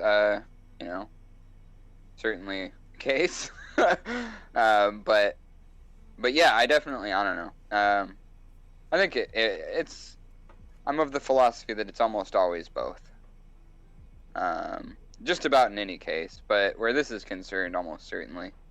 I think it's a little bit of both. I'm gonna do a little figure, I think. I haven't drawn any people today. I kind of want to draw people. It might not be very pretty, but I'm gonna do one. Oh, drawing people is like the hardest thing. I always get a gesture reference because I am terrible at visualizing body positions. Yeah, I could have started the stream that way.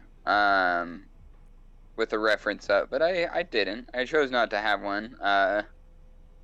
And pulling one up now is not advisable because of certain things I have on my computer in my art folders. So, we don't need to talk about any of that though. Simply that I cannot use that as an option at the moment. But that's okay.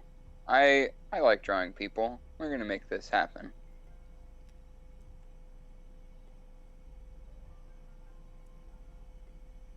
I'm just gonna go with a pretty painterly kind of chunking in some stuff. So you just kind of like, you start with like the silhouette first and then fill in details after? Yeah, sometimes. I mean, I don't know. I have varying processes that I tend to go through, but I figured for what we're doing today, that would probably be the best case scenario.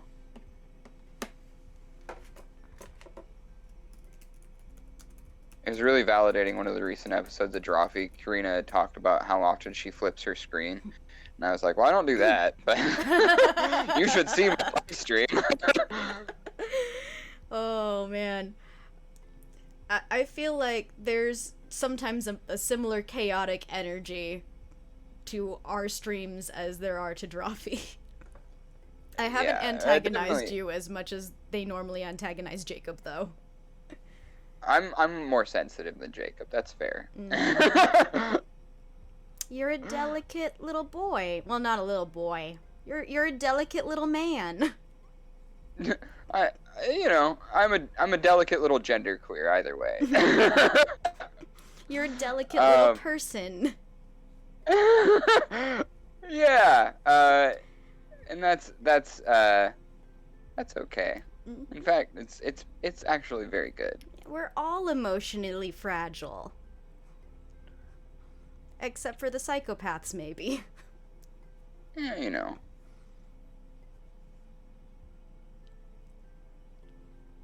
What am I doing? Oh yeah, I forgot. Oopsie.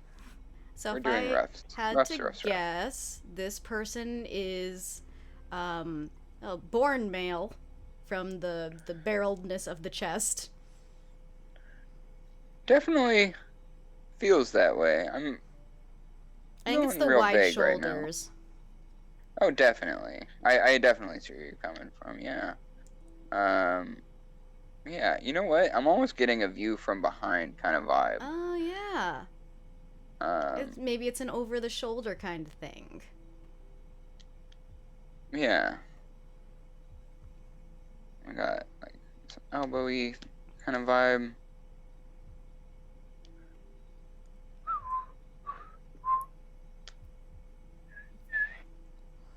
When you were doing your self-study of art, did you get into like learning musculature or like anatomy at all? No, that was all stuff Kat introduced me to. Oh, okay. Like I never looked at anatomy books. I never looked at like figures, especially like a lot of what I was doing was super abstract, emotionally like led and focused. That like it didn't necessarily even dawn on me until like a while later when I was trying to really like just do stuff that was a little bit more figurative, have a lot more like have characters in it essentially. Cat draws a lot of faces. Like they do these like face jumbles for lack of a more like nuanced term for it, where there's like in one piece, it's like a bunch of faces kind of essentially morphing into each other. Oh wow. Yeah, it's it's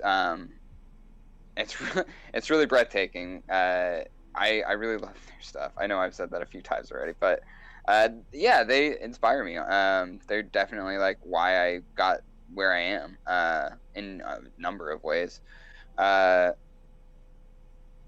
yeah, they have this. They've internalized shape and style more than I will probably ever be able to learn it.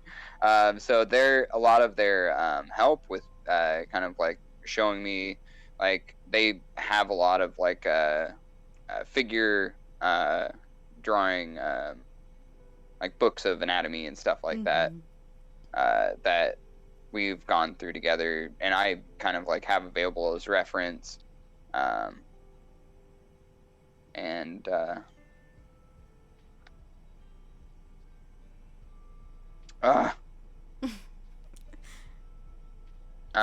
yeah. So that was where I got like a lot of that stuff, and I honestly, I'm not great at it. A lot of my actual figurative portraiture kind of stuff comes from a pretty heavy amount of reference. I'm mostly trying to get myself out of that because of like for my own ego. Yeah. Like, yeah, because honestly, I don't think there's anything wrong with using a lot of reference, as long as you're doing it in your own way, putting yourself into it. We've talked about that on the stream before. So yeah, it's mostly just out of my own ego and trying to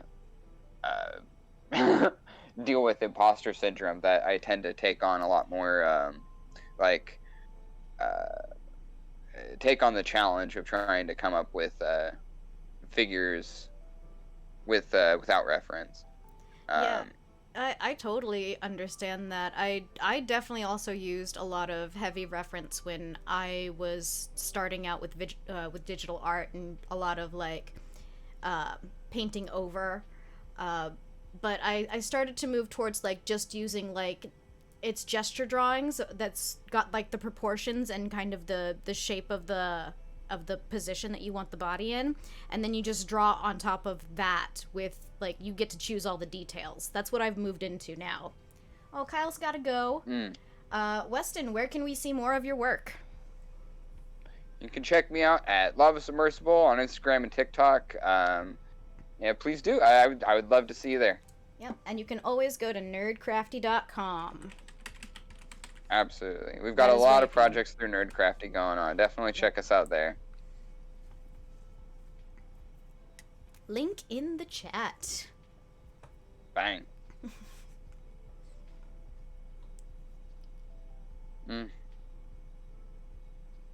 That shuffle's really hitting right now. Oh my goodness.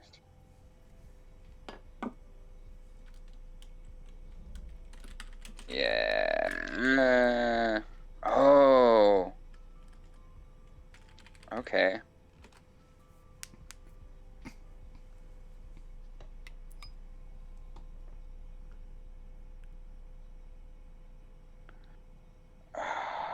Gosh, why am I doing this to myself? 'Cause you like a challenge. 'Cause you wish to rise to the occasion.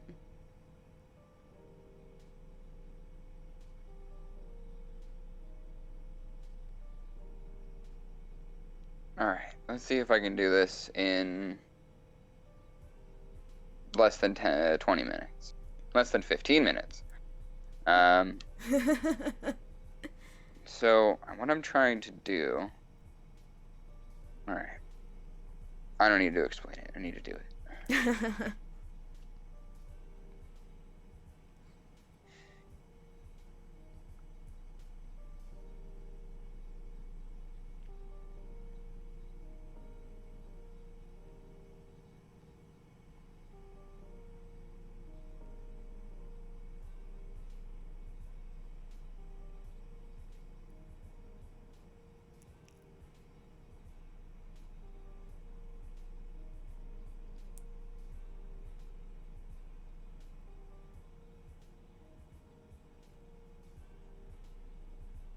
Are you still trying to block in that other arm? I'm completely changing the other arm. Oh. I've decided... Oh!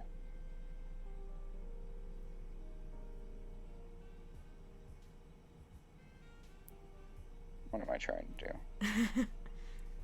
do? It's okay. They don't need that arm. Well, I'm trying to have it coming at us, almost like in this odd Naruto run kind of thing. Oh, okay. So, like, getting, like, the 3D perspective on it? Yeah. I think essentially... I mean, foreshortened and all that. Mm-hmm. Come on. There we go. It always looks weird to me when I try and draw something that's foreshortened, because it just looks stumpy. Right. I'm like, no, that's not an arm! Yeah, that's where reference gets really helpful. Is like helping you with that kind of. Yeah, there we go. Okay. Okay. Yeah, that's like half of my battle when it comes to like rendering things in 3D is like I look at a shape and I'm like, that's supposed to be a foot, but it's coming towards the camera and it definitely doesn't look like a foot. How can I make it look more like a foot? Same.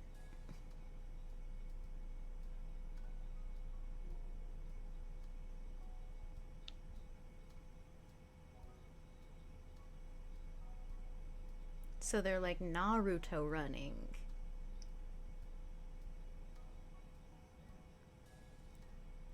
I've never actually watched a whole episode of Naruto because I just got so sick of hearing about the horrible English dub one. Oh, there you go. They just draw the hand big enough so that it blocks everything. Ultimately.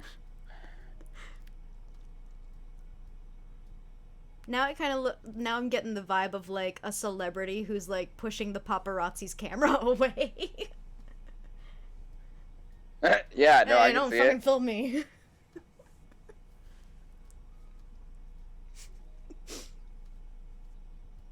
You live in LA. Have you ever seen people like being assaulted by the paparazzi, or do you not like go around those areas? Um, no, I have never seen anything like that.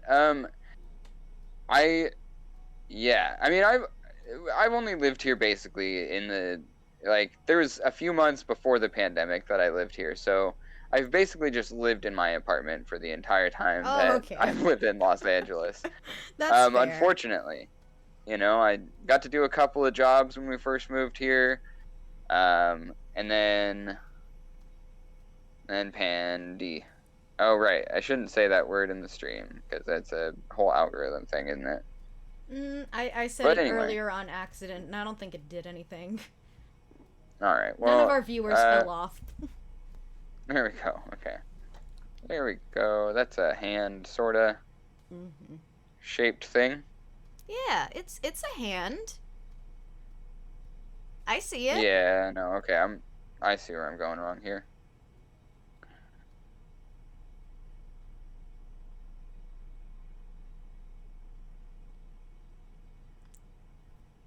This is just teaching me that every time I need to draw a foreshortened arm, I'm just gonna draw somebody asking for a high five so that their whole hand can block that arm.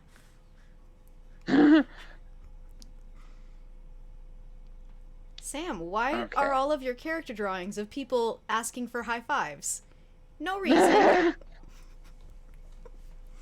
It's certainly not because I didn't want to draw an arm.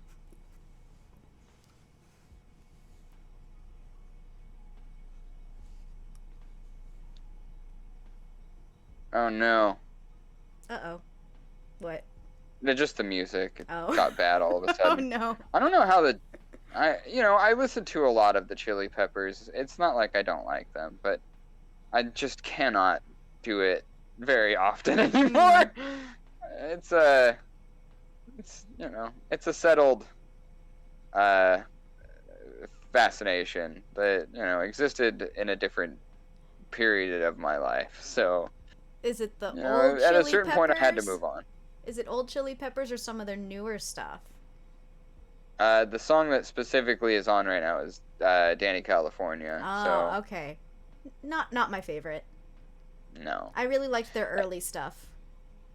I think a big part of the problem with Stadium Arcadium was all of the singles just suck. Like, there are good songs on that album. If you're a Chili Peppers fan, they're just like not any of the singles. So I'm hearing that the producer of the album made some bad decisions. It was them. They are basically their own producers at this point. They're definitely at that point were enough of an established band. That looks like it's broken. Oh, I know how to fix this. I just need to bring it out. Further out of the body. Yeah. It looked like a dislocated shoulder thing was going on for a second. Yeah, I was close, but not quite there. That's way better.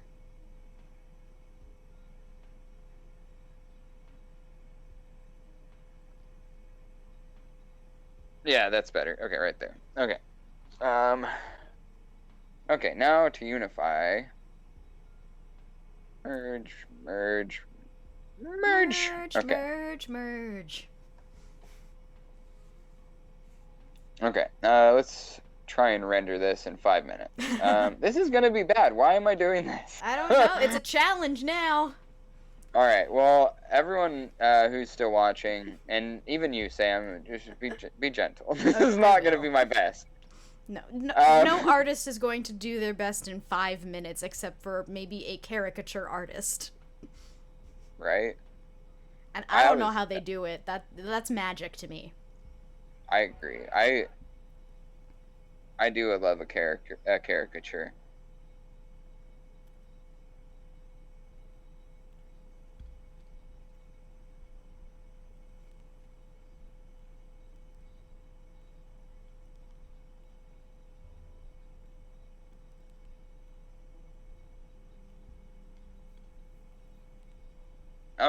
Right. Movement. Movement. Let's do all the difficult things with this one. We're gonna make them running, so there's movement. We're gonna make them coming at the camera, so there's foreshortening.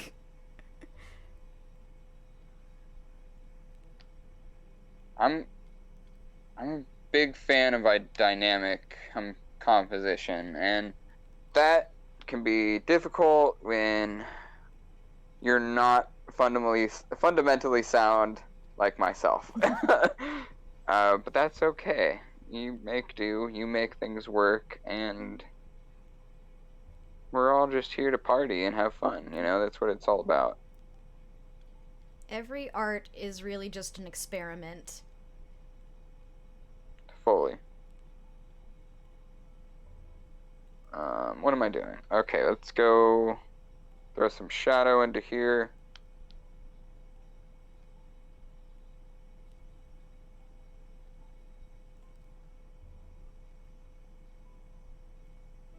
Oh. Go, Weston, go! Do you like Mitski? I'm not familiar with Mitski. Oh. Her work is like some of the best modern pop music that exists. And like pop music, it maybe is reductive for what Mitski does. Like she's our Alanis Morissette. She's our Jewel. She's so much better than them too.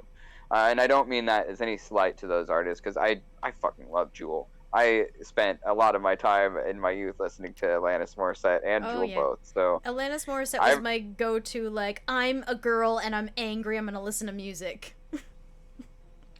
Yeah, I mean, Alanis Morissette was one of those artists that my sisters listened to.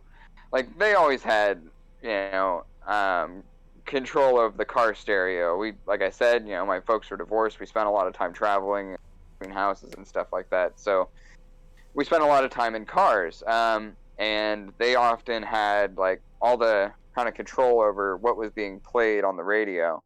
Alanis Morissette was like one of the first times where I like was like, wait, I can't. Am I allowed to like this? wait. I kind of like this song. Am I supposed to? I'm glad I'm past that part of my life.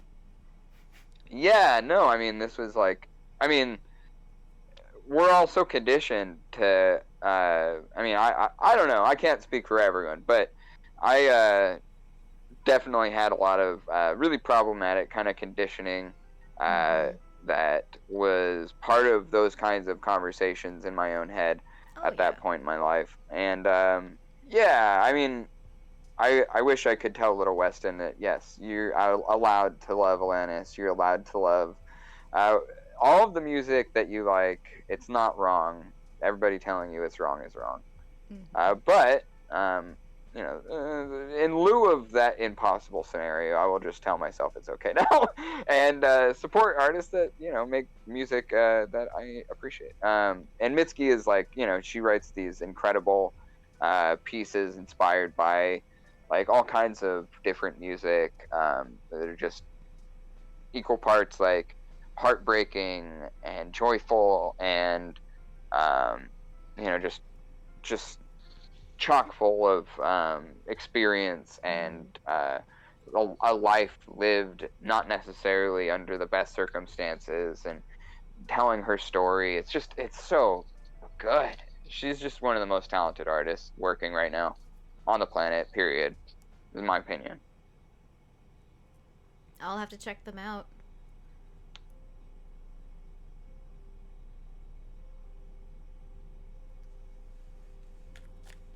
All right, well, we're basically out of time now, right?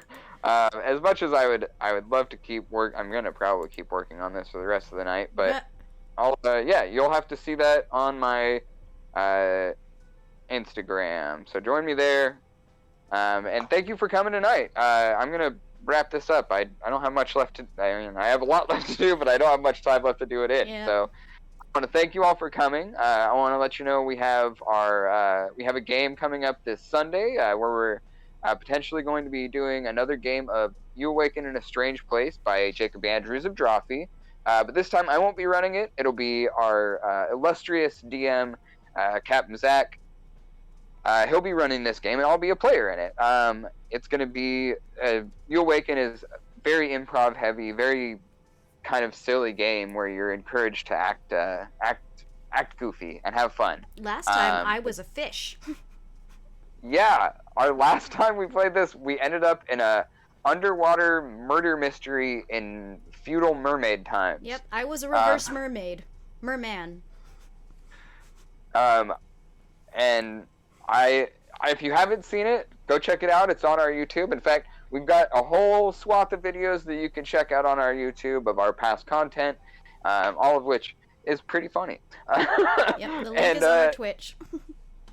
Yeah, I hope you check it out. Come out tomorrow, however, for Sam's map making stream. Yep, it is the Great Map Experiment. I'm asking everyone in the chat for feedback, and this time around we're going to be creating a natural landmark and some fun encounters to go with it for your D&D games or to write into your books. It's a really cool opportunity. I'm usually there. I'm definitely going to make it this week, Wednesday at 5 o'clock. Yep. Yeah, it's a great chance to kind of like world build with a bunch of people, like all in a chat, and Sam kind of providing us with the know-how and experience of somebody who's been playing D&D and tabletop board games for a long time. Second generation gamer, baby. Yeah. Help and guide us, it's a rad. I mean, honestly, I love the podcast. I think it's a great idea, and I can't wait for people to catch on to how great an idea it is and join us. Come on out, y'all. Yeah, if it does well, I've already started working on another blank map so I can do this again in the future. So there are plans in the works if it does okay. If not, I just get to keep some cool maps. Yeah. All right, folks. Well, thank you so much for coming today. You take care of yourselves out there. And we'll see you next time. That we will. Thank you so much, everybody, for being here. Goodbye.